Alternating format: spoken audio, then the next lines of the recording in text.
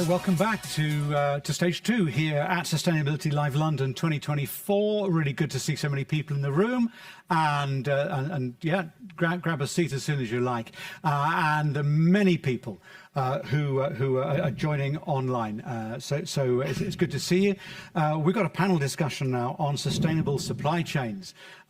So questions are going to be really welcome. Catch my eye, put your hand up, and I'll try and get to you. If you're watching online, then use the app and your questions will come direct to me, and we will try and get to as many as we can.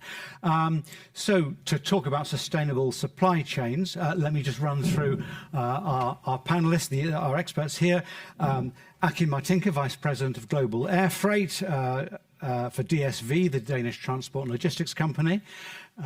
Jemima Jewell, Head of Agriculture and Responsible Sourcing with the John Lewis Group in the UK. Chris Shanahan, VP Global Sustainability, Thermo Fisher Scientific. Kevin Dunkley, Chief Sustainability Officer at HH Global, the sponsors here. And Heath Dancy, Global Procurement Category Head at Sanofi. Where on earth do we start with sustainable supply chains?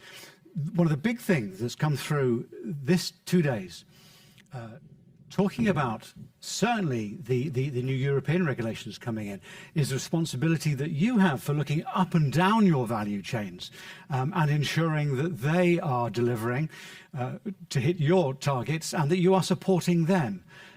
That is surely the most difficult issue to ensure you have a sustainable supply chain. Is it? How do you manage it? How do you cope? And who wants to pick that one up? I will, if you want. Yeah, Kevin, thank you. Maybe we should do a bit of a competition here. So we've got 6,000 suppliers, 2,500, very meaningful, and then a long tail. So that's the first number down. Across 70 countries. So what you just described is really hard. Part of the answer to that is we need procurement and sustainability working in lockstep. That's the first thing. We then need technology. You can't do that in a spreadsheet. And it was done like that, not that far away, it was done like that. So you need technology, you need to communicate with your supply chain about why you're asking the questions. There's a lot of fatigue around audits, assessments, regulation. So I don't think any of us here will claim we've cracked it, but there are some approaches, I think, that work, and communicating with the supply chain about why you're asking, what you're asking, is building resilience in their supply chain. You're not just doing it for your own benefit. So I think that's key, collaboration and communication with the supply chain. Thank you. Jemima, I'm going to pick on people now. Do you want to add to that? Sure.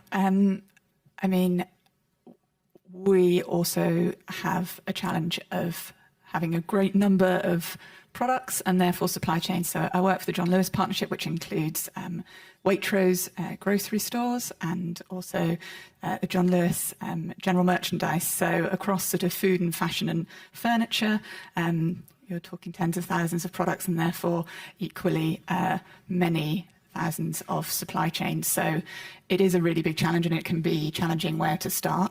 You reference legislation, and that can be very helpful, certainly, because some of that legislation, particularly if you look, for example, at the EU deforestation regulation, it's very specific about what it requires, and that can be very helpful in terms of making explicit the reason for asking for certain information. It makes it very explicit why you want to engage with your supply chain on a certain issue. Even then, it can still be challenging in terms of the how. Anybody who's grappling with that or similar legislation, I'm sure, would say so. Beyond legislatively driven change, you also certainly have difficult decisions to make in terms of what issues, what suppliers, what countries you kind of want to work with, engage with, tackle, and in what order, because you can take a broad but relatively shallow and or a kind of deep dive approach, and whether you want to be looking at human rights or deforestation risk or carbon emissions, that will change how you want to kind of cut that, because I've never yet met anybody who works in a sustainability team that says, yeah, we are totally resourced to do this. We have got enough people and we are good to go. So you always have to make decisions about that. And, joking aside, apart from the sustainability team resource, you also definitely need to do that in lockstep with your commercial colleagues, because thinking about how you engage on these issues through the supply chain is never ever going to work if it is quote unquote just the sustainability team doing it. Akin, in terms of global air freight and all logistics, I can imagine it's a nightmare looking up and down your entire value chain and trying to bring it together. No, it's a great job. It's a great job, but a difficult one. Yeah, sure, but somebody has to do it. So I would say in air freight, we are really talking about the most dirtiest thing you can think about it. So if you go for logistics and you have to take air freight, it's expensive, but there is a reason why you need it. And what I'm missing here is we are talking about a lot of sustainability sometimes.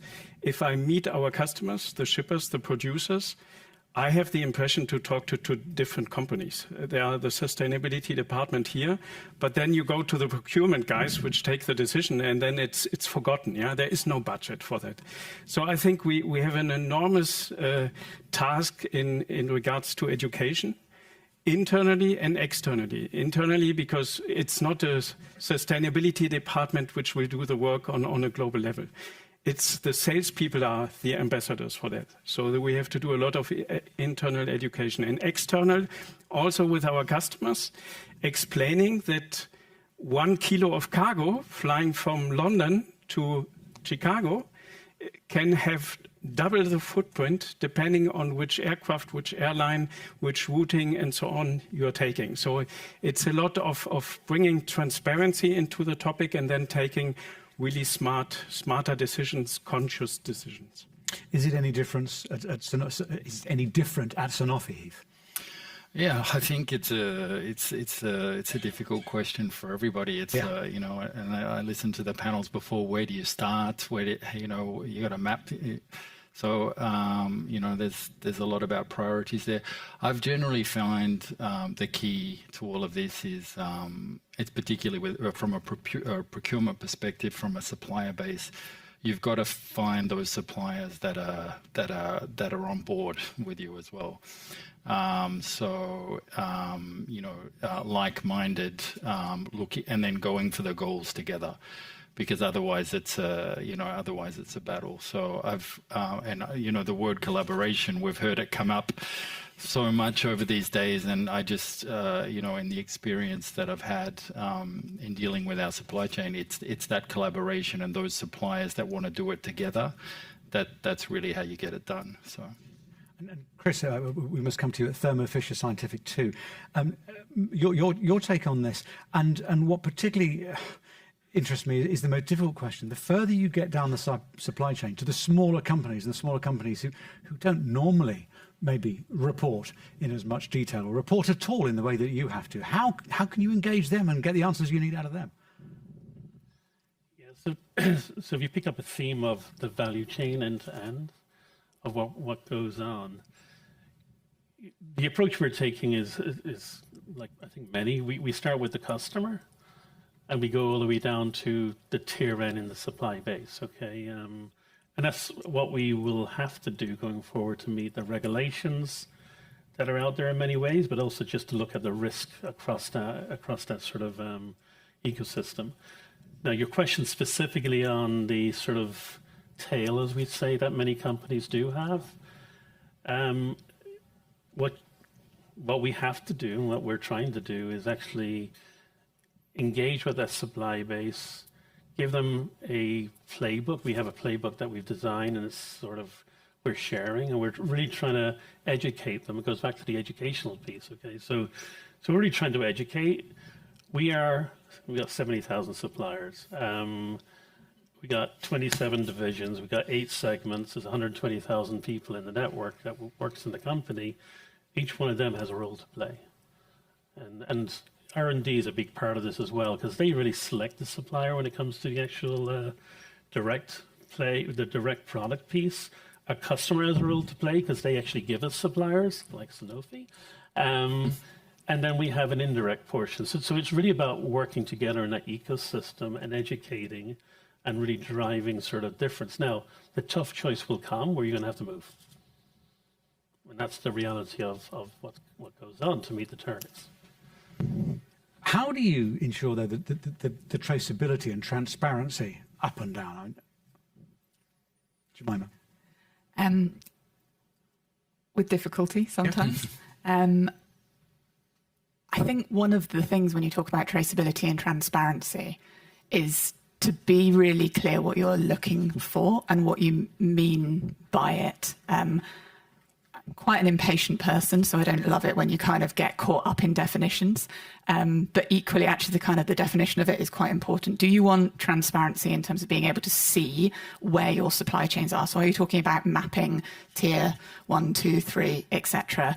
Or are you interested in looking on a kind of potentially material ingredient component basis and tracing that back through the supply chain, or tracking it up from source, depending on the way that you want to look at it? The answer is probably both.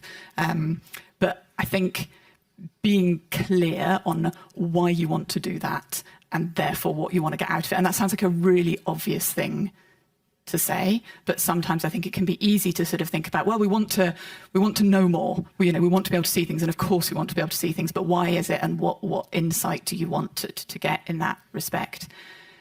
The other point that I would pick up on, which I was thinking about listening to the panel, was it's really sometimes easy and completely understandable, I think, when we're looking at stuff in sustainable supply chains and there is a wealth of considerations and you're trying to embed in the company and there's pressure from legislation, it can become very transactional. And compliance is really important. Of course it is, and I don't think there's a company who would say otherwise.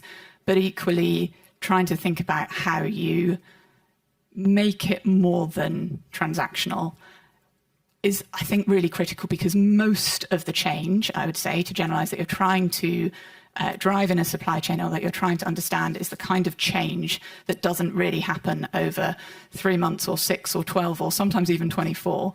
And so as you're thinking about how to try and make things not transactional, I'm happy to give some examples, so I know this can all sound a bit abstract, but as you're trying to make things not transactional, then I think you also have to have a really, really keen eye on time horizons. So one of the challenging things, I think, with sustainable supply chains and procurement is things like length of contract. Because actually, if you've got a very short contract with a supplier, how motivated are they going to feel? How transactional is that going to feel if you're just kind of exchanging things and information to, at least from their perception, potentially tick a box, versus a long-term relationship that can really genuinely kind of unlock value for them as well as for you. So when you're thinking about, to actually answer your question, hopefully, transparency and traceability, it's also thinking about that with a time horizon lens on it, so that it doesn't feel like an exercise that's a pure transaction in and of itself. Kevin, do you see that with you and your clients? I mean, and are there some further top tips that you would bring out? One of the things I wanted to, if you think about risk on one side of the coin and opportunity, we talk a lot about risk, heard lots about risk. But as an internal optimist, the other side of that coin is opportunity. So we have a procurement team, strategic sourcing team, who are doing the usual things around risk and compliance. We have an SRM platform. We have a big rollout of SEDEX, human rights, traceability, all that stuff. That's all happening. It's almost table stakes. You need to be doing that. You need to be doing it well. We also launched something which I think flips it on its head and says, what if the supply chain understands sustainability at scale?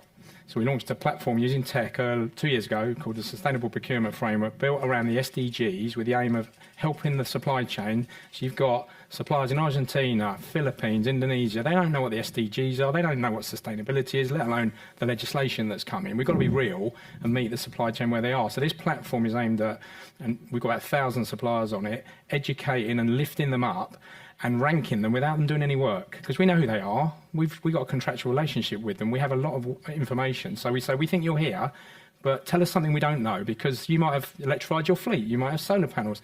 We don't, if we're honest as businesses, go back to the suppliers every day and ask, tell us something new. We onboard them, we transact, to your point.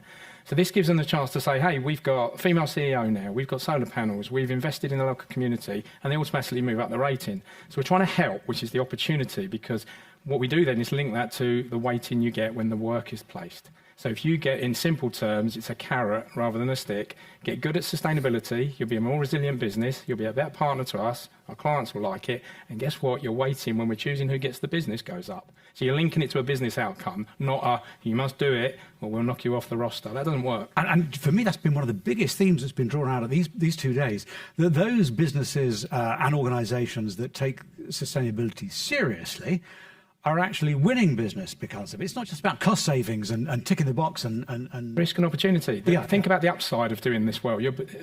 We always talk about what could go wrong, and we have to, but what could go right? yeah. You're nodding your head No, throughout. I mean, there's a bit of a theme coming from, you know, moving it from transactional, Yeah. and then what Kevin just said.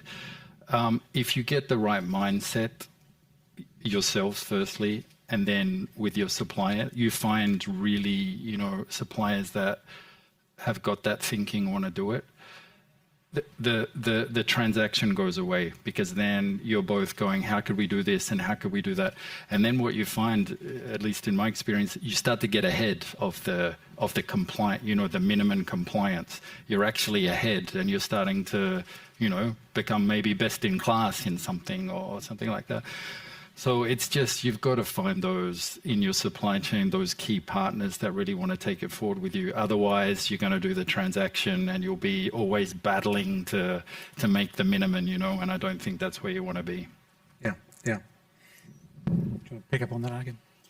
No, I think it's also important to screen your partners in a certain way. That's at least what our experience also that we had, that there is a lot of marketing about 100% green flights and whatever. And if you look into, does this airline have clear targets for 2030? You don't find anything. In 2050, everybody is net zero. That's by a miracle, everybody will be green anyway. But we are interested in the short term, and 2030 is short term in air freight. So, and that's why we started really clustering our partners to have a clear picture of really their investment into that topic, because the biggest lever they have are the fleet and the usage of sustainable fuel. And already with the fleet, you can make huge differences. So who has really the newest engine generation, which is much, much more effective than a 20-year-old 747 aircraft, and who is investing in sustainable fuel. And here we see that we are really only at the beginning of a long process, because it's expensive. And of course, if the expectation is that the airlines will pay it by themselves, that won't work. So everybody has to understand that there is a cost behind it, and we're going to all have to share it. And then the iPhone will be £5 more expensive in the future. That's the price of it at the end of the day. Okay, we've got an amazing panel here. If you want to ask any questions, always put your hand up and I shall do my best to spot any hands. Any questions at the moment? Or there's one right at the front here. Julian, the mic will run at his usual high speed. This is as fast as it gets. Thank you. Hi, thank you. It's a great update so far. I'm just wondering how you feel about fatigue with some of your SMEs, particularly asking similar questions, perhaps in different ways, about how they're operating and what they're looking at in the future. And is there anything you're doing to try and combat that? Do you mind? Feel very strongly about it, because sort of feel the pain, I guess, of people who are in the position as you say, as a supplier. Doesn't even have to be an SME, but certainly particularly SMEs who might not have the resource needed. And that goes all the way down as well to producers. You know, we're thinking about anything from, cashmere producers in Mongolia and China for on the John Lewis side, through to, beef producers in England for Waitrose. So we've got a whole spectrum there. In terms of, that question of fatigue, honestly, it is never far from our mind, because you can ask people to get so tied up in giving different types of data and undergoing different types of audits and assessment.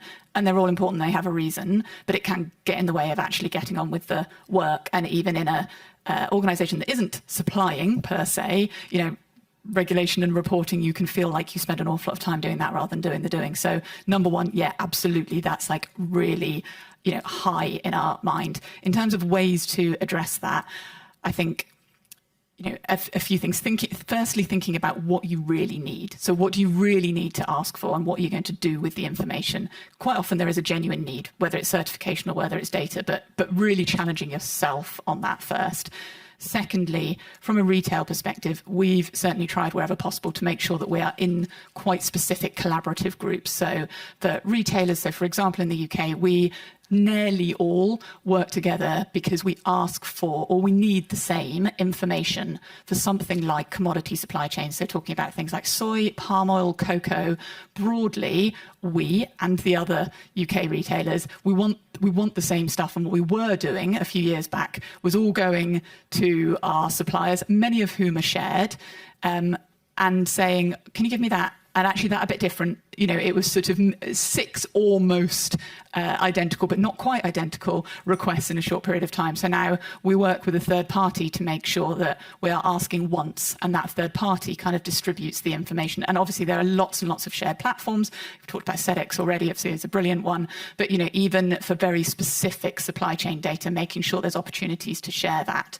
Similarly, for other collaborative groups, so very quickly, one that we're involved with is the Sustainable Markets Initiative Agribusiness Task Force. That's not specifically retail. In that example, Waitrose is working with others such as McDonald's, PepsiCo, McCain's. We're all interested in working with our supply chain to move to more regenerative agriculture. But one of the key focuses of that work has been saying, what are the core metrics that work for all of us that mean that we are not going to add, again, 6 different questions to a potato farmer, but actually be able to work with what it is that they are already capturing, already doing, and what's really our kind of minimum viable product in terms of data and insight, because otherwise everybody will kind of drown under the weight of that. So yeah, great question.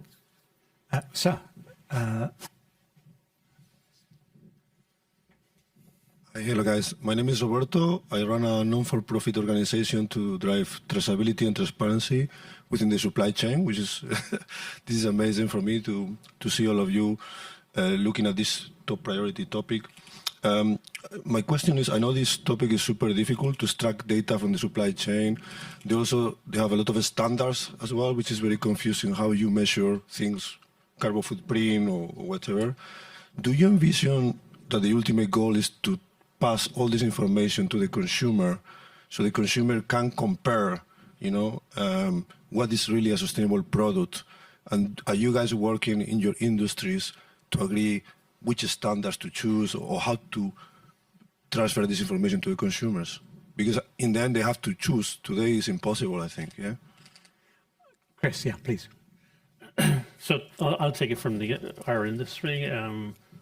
So if you think about Thermo Fisher, our primary segment is going to be in the life science, biotech, pharma space. So we will be working on an eco label, which is going to be an industry standard, we feel, which will start getting rolled out later on this year. And that will start capturing a lot of data to allow consumers, in this case it's B2B, don't get me wrong, but at least it allows B2B to look at what are they buying. Now you need to do an LCA, a product carbon footprint for that as it relates to the actual products that we make. We make 1 million products roughly without the SKU count. So we are kicking off a program. We're sort of funding that starting in January. We got a pilot going on right now. We're doing that in partnership with other similar companies. So that's something that will eventually come into the market as it relates to what we're doing. Kevin, with the clients that you work with, is that a priority? I mean, we're B2B, but the clients are B2C. Yeah. So they're looking at things like, I mean, traditionally FSC certified supply chains, EUDRs obviously spooking a lot of them because FSC isn't enough for that now. Apparel, you know, branded merchandise, that kind of thing. You know, they want to know the supply chain's clean. So there are certain kite marks out there, but I don't think it's ticked up any more than it ever was. I think what we're trying to show our clients who have the end consumer is how robust the supply chain is and how we're working with them. Back to Heath's point, I just see too much barking orders at supply chain. It doesn't work. You need to work with them. You need to help them. And back to the audit fatigue, we populate half of the supplier's information before we even ask them to log into the platform. So whereas most people send out spreadsheets, say, here's 1,000 questions needed by Friday. It doesn't work. It needs a change. So you do need to work, don't you, with the ones who are like-minded, and then they get rewarded by the business. So, but And just because we're selling, at least where I'm working, consumer, when you walk into a pharmacy and buy a pack of paracetamol, so, we've been given B Corp status lately in North America and a few other countries. And they were one of the things when they do is audit how you're managing your supply chain. So you have to show them what you're doing and how, and it's actually quite a long audit.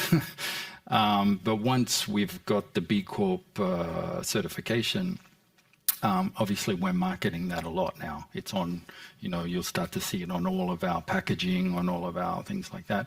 And we hope that, consumers, that when they see B Corp, maybe it's a decisionary factor in taking your product maybe versus a competitor. So it's starting like that, I would say. And Jemima, there's a question definitely was asked of your sector. I think we need to find ways to give the customer confidence. I'm not convinced that always comes through showing them everything. People live extremely busy lives and, very often do care or care very deeply about the issues. But, we've all been, in a store or in a supermarket aisle or online trying to do that at the same time as somebody's yelling at us on the other side of the house. And probably you're not going to be able to dive into that information. So I think labeling and on-pack communication definitely has its place, and something like B Corp, I think it's a really kind of powerful symbol and a powerful shortcut. It says we've done all of this work in the background, and I'm sure you could probably attest to the level of scrutiny and the questions and the spreadsheets. But for me, it is always about how do you take all of that complexity and give that a shorthand. Realistically, I don't think that, for example, product level information or comparative life cycle analyses is going to be the way to go. But if you can find those shorthands, like B Corp, or honestly, like your own brand. So one of the things that we really try to do is make sure that, all of our own brand products are at a certain level of sustainability. Now, the customer doesn't necessarily need to dive into exactly what that means. It's all there if they want to go and look at it online, but not necessarily at a product level. But for me, I love the principle that actually the decision that I'm trying to give a customer confidence in is to, for example, walk into a Waitrose and pick up something with that name on it. And that can be reinforced then by all the kind of information and insight, but rather than necessarily being communicated at the product level.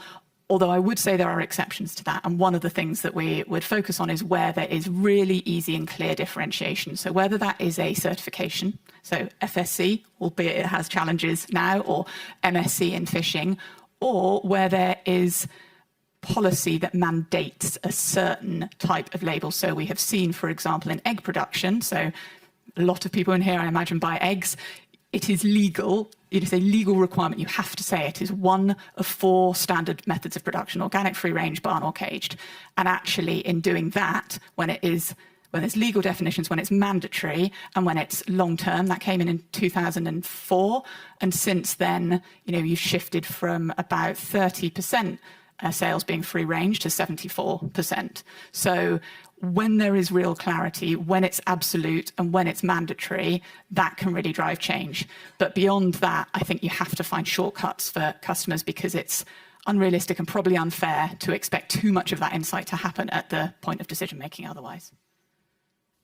Something that, another question, sure. There's a microphone coming your way. Thank you. I'm a student and I'm from Netherlands, so I'm going to ask very direct questions. So, in the contractual relationship, demand side actually has the power in most cases. And it sounds like a lot of time we are just providing the training, the playbook, the guideline, the requirements, and leave all the heavy lifting to the supplies.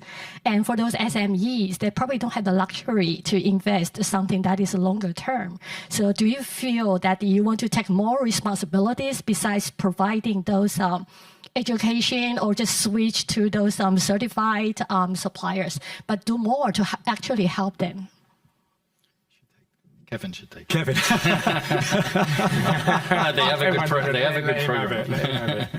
I mean, I think we're doing more than most. I think what we've recognised is that suppliers are struggling. You know, you've got one man band companies right the way up to, you know, big organisations at different levels. So we're trying to meet them where they are, which means you have to start at a fairly basic level, go wide, not too deep. And then as you do that and see where people are, we're saying as long as you're on the journey, there's no bad place. So we're providing, you know, when we do some training internally, we share it with the supply chain. You know, you don't have to invest to produce your own training. And so I heard someone say on a panel earlier, don't ask them to do anything you're not doing yourselves. So we kind of pay that stuff forward.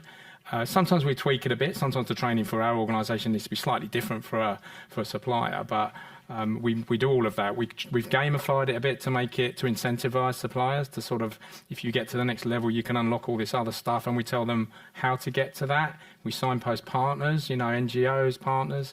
So I think, I don't know, other than going to all of them individually, what else you can do. We're doing as, you know, we're thinking about there's reward systems in there, recognition. I think when you've got a supplier, to Heath's point earlier, you need to make a fuss of them because it sends a message out to the rest of the supply chain. So awards, we do that globally.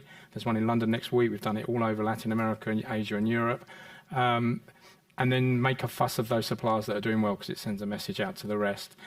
I think I've always just thought, just help when because we're on a journey as well. We haven't got all the answers, but as we figure this stuff out, modern slavery, you know, forced labour stuff, CO2 stuff, pass it on to the suppliers and then reward them. But doing that scale, I mean, you said how many thousand suppliers have some of you guys got? I mean, we've got 6,000. I thought that was a lot. It's nothing, is it, compared to some of you?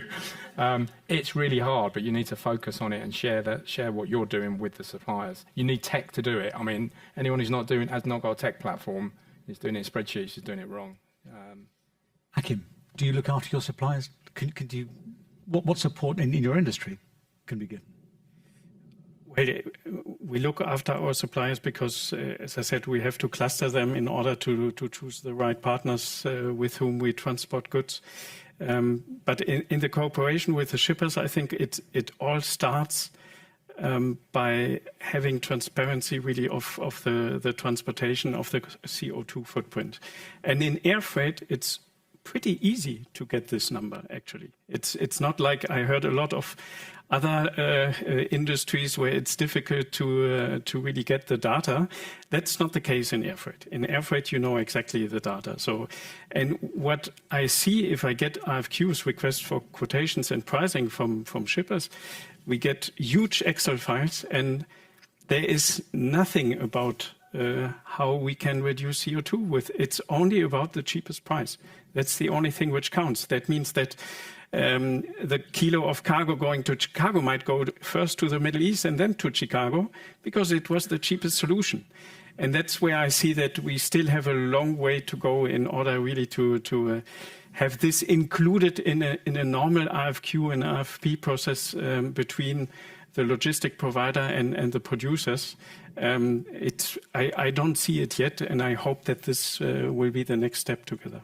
I was reading a survey earlier saying that 40% of procurement leaders in North America, when surveyed, said that sustainability plays no part in their decision making, which touches upon what you've just said. Too low, I would say. Help.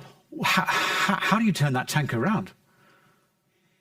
I have a strong belief that in the future, somebody who is not investing into a greener supply chain, however you want to call it, will not be part of the market anymore. Yeah? And I'm happy to see that more and more countries also are setting up legislation which will force anyway more or less everybody to invest into that direction. Because without regulations, I don't believe in just the goodwill. That doesn't work. We have a very few examples maybe, but that's really, it's not the norm. So we need regulations and legislation in order to push the topic. And whoever is not investing into that, to be penalized will be even more expensive in the future. So I think there is no choice at the end of the day. So there is only this way. And it's better to start early because it's a long process. It's a marathon we have in front of us. And the learning curves, I'm not a lawyer, but I feel sometimes that I should have done those studies before doing sustainability. And it's in order to get all these different regulations and so on, we had some showing on the map, global map, all the different things which exist. So it's pretty complex. And that's why we need to work closely together within the supply chain in order to get that done right. Yeah, I think the number's 2,500 different regulations around the world, which keeps you guys busy, doesn't it? Do you see that? Do you see that those companies that don't take a different approach and that don't embrace sustainability properly will go out of business simply because the rest of the world, the rest of the industry, won't do business with them? I think the reality of US or even here in Europe, it's all driven by business, the business value proposition and business requirements. Okay, that's the reality of what we deal with. So that's the comment of 40% in North America. I can get it from a geopolitical. You can understand it. The reality of companies in the US, you're driven by a couple of things. One is what's the customer looking for. Depending on what segment you're in, so as I said, life science, medical, pharma, big push by in that industry to be driving something around this topic. So yes, it's built into requirements. But if you're not in that segment, and I go outside of that industry into, because we also supply semiconductor, you don't see it, okay? And so that's driven by a different set of principles that they're working to. And that's the reality of where we are today. Regulation is heavy in Europe. There's, all the seas in the world are coming our way. And again, U.S. company, we are addressing it. We are ahead in that ways, but it is built into business requirements. And that's where it stands. Every procurement person will start with the requirement. And then the question is, how do you weight it? And then how do you make a selection based on the weighting? That's simple practice. I will say, I'm 2 years doing this role. I was CPO for 18 years. And I can tell you, I've seen a massive shift in the last 2 years in sustainability, but it is tired. There's a tiredness out there, right? So what do we mean by that? So there was a survey I read earlier on this week by Bain, and if you think about it, CEOs are focused on AI, inflation, and sustainability may be third in there. If you flip it, 3-4 years ago, everybody was declaring, net zero, etc. So there is a piece here that's dictated by the top of the house in many organizations. Our challenge, people in the room here, is we have to change that dynamic within companies, okay, and drive the value proposition into the right business leaders to make that change. And that's the reality of what's going on. Thermo Fisher, very lucky, CEO is committed, and he is investing heavily in this space. So it does vary by company, but the 40% in the US, not surprised. Perhaps it's a major worry that if what you're suggesting, unless I'm not misinterpreting it, is that sustainability is going off the boil with a lot of CEOs. I don't know, Jemima, what's your perspective on this? Well, I would definitely agree with the importance of leadership buy-in, and also, we've come back many times, the importance of integration in terms of scorecarding, in terms of business dealing and so on. I do think there is, as you've already referenced, a bit of a variety according to sector. And actually, if you look, for example, food production and agriculture, I don't think that is going off the boil so much, because you have there organizations, suppliers, farmers, producers who are very, very, very much on the front line of climate impacts, for example. So whether you are talking about, coffee or cocoa farmers in West Africa who are feeling it, or whether you're talking about in our own backyard here, you've got farmers who are seeing the benefits of moving to more sustainable practices. So, for example, if on farm you are doing things that we know to be beneficial from a sustainability, a biodiversity, a carbon point of view, things like having cover crops, keeping living roots in the soil. Anybody else want to talk about soil? I'm here afterwards. Big fan. Anyway, point being that the things that you need to do for the sustainability agenda in terms of carbon and nature, actually those are also the things that mean that in a drought period you can better retain water in the soil, and actually in a period where you get flash flooding, it means that you are less susceptible to that. And I'm sure most of us will have seen times on, supermarket shelves where there have been shortages of particular things because you have had more and more extreme weather. Well, actually, if you're investing into sustainability on the front line in terms of production, you have better security of supply. And there's nothing quite like a business case that says we've got a product on our shelves and there isn't one over there. So some sectors, particularly those who are really perhaps feeling those impact in a more immediate way, I think those are particularly where you might see stronger prolonged engagement. Okay, certainly. Any more questions before there's an arm up at the back and a microphone next to the person? Hi, I have a specific question about second tier or third tier suppliers and below. For instance, with farmers, I'm sure that Waitrose might have some second and third tier farmers. How do you deal with that? As in, like, how do you ensure that they comply with human rights regulations, such as to ensure that they don't have child labor or forced labor? Just wondering what's being done on that front. I'm afraid it sounded like one for you, Jemima. So I think we have, in a lot of cases, actually, in terms of, you mentioned sort of farmers and supply chains, we're very fortunate. We have quite long-standing and often quite short and highly integrated supply chains. And that doesn't make it easy, but it certainly makes it easier because actually the relationships are there and the visibility is there.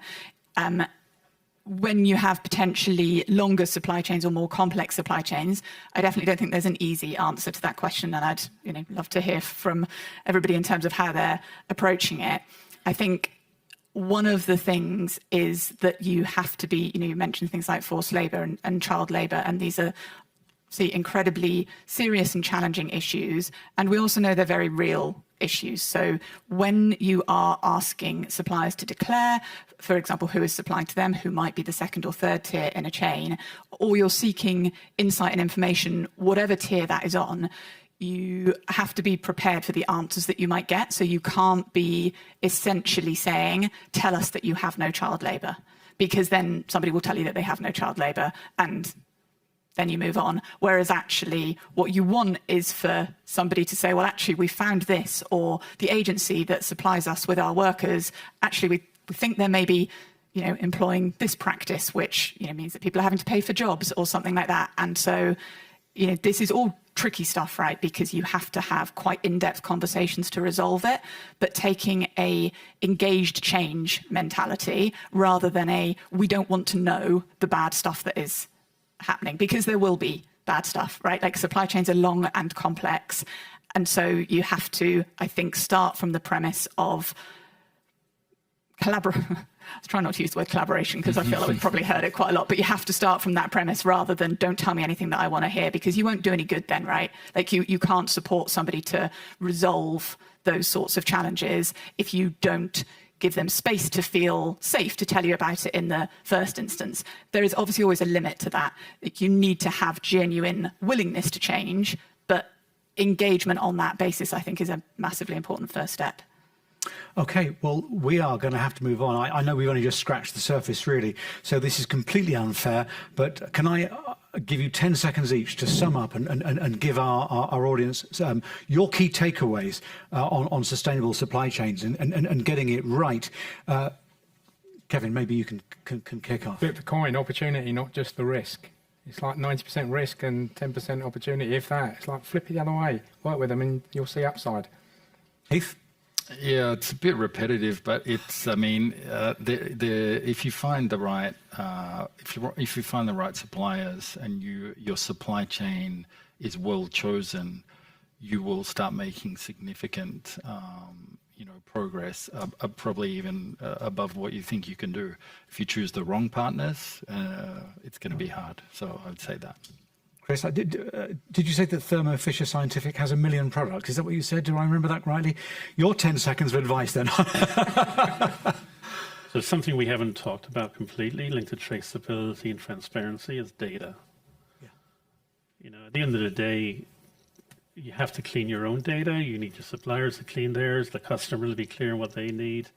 All these regulations require you to report out on things you don't have. That's the reality.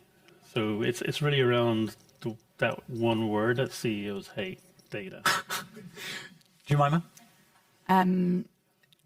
Taking an engagement approach over transactions, making sure, easier said than done, that it's everybody's job, and thinking about the time horizon over which you make the business case and unlock value, because longer is usually better. And finally, Akim. Yeah, I wanted to say it's fun and it feels great if we jointly find for the same transport a solution which just has half of the CO2 footprint, and that's the target. Thank you very much indeed. Chris, your point was about getting the data, getting the right data, not just enough data, but the right data is exactly what we're discussing next, so stay with us for that. In the meantime, can I thank our panel very much indeed?